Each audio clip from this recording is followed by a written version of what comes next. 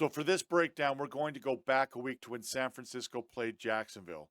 During our live stream film study session of the 49ers this past Wednesday here on the Big End Sports Network, we saw this play run.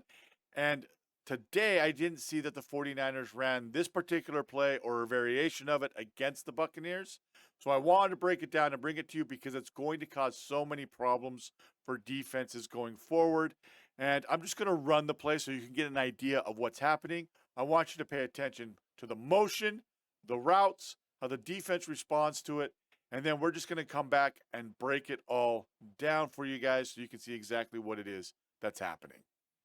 Okay, so we're back to the start of the play, and as you saw, Deebo Samuel, he does come in motion and then goes behind the quarterback at the snap. Brock Purdy's going to get it and going to carry out a fake as though he's handing the ball to Deebo for the outside zone. Kyle Juszczyk is going to come out and sell that he is blocking the outside, trying to set the edge for outside zone. George Kittle is going to step as though he is blocking outside zone. The offensive line, they're all going to turn and run as though they are blocking outside zone. We're going to see the backs of their numbers from the sideline view that they're selling, and that's how the 49ers do run outside zone. So they're saying, hey, we're running outside zone, but when this play's going, watch if they get downfield or not, because it's important that they don't since it's a play-action boot play. Brandon Ayuk, who's at the bottom of the screen, he's going to go inside, and then I think he's probably supposed to run a corner the way it looks. He does get walled off, though, by Williams, the corner right here. So he's supposed to probably run a corner, and the cornerback, Williams, probably walls him off and keeps him from doing it. Christian McAffrey is going to run a shallow route across. And then once he's done selling his fake, George Kittle is going to come kind of in the trail position. Reed, I believe, is probably supposed to be 1, 2, 3. Look deep, come back to the under, and then this will be our third outlet or throw it away or run for Brock Purdy probably. And what I want you to focus on when the play is running is also take a look at how much of the defenders are following the action of the offensive line.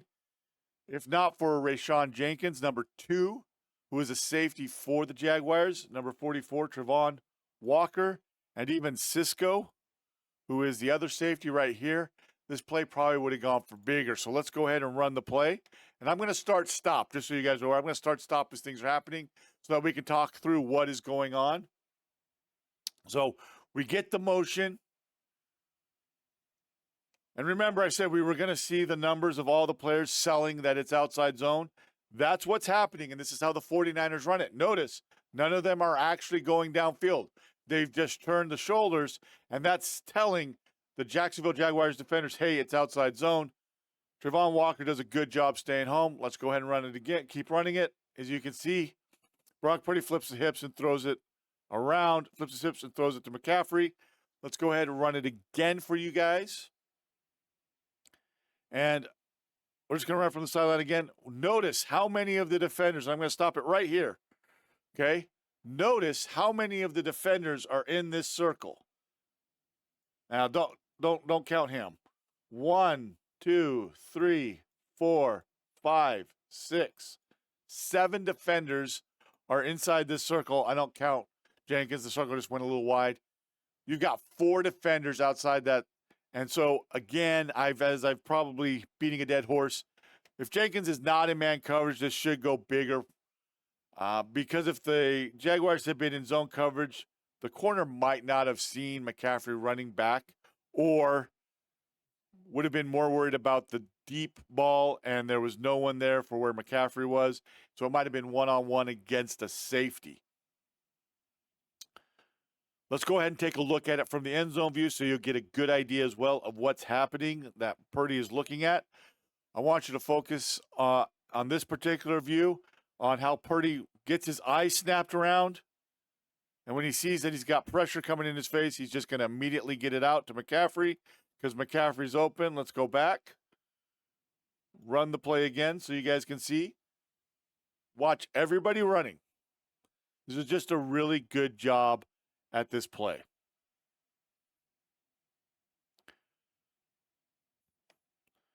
So let's go back to the top. And why do I want to talk about this play? Because just imagine all the possibilities. They've just run one play out of this.